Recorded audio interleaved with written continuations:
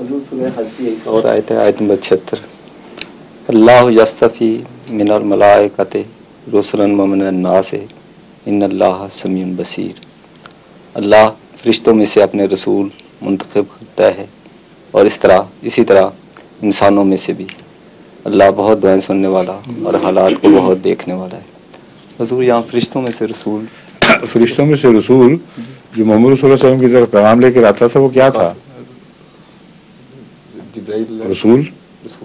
اور وہ رسول نہ ہوتا تو اپنی طرف سے باتیں کرتا تھا۔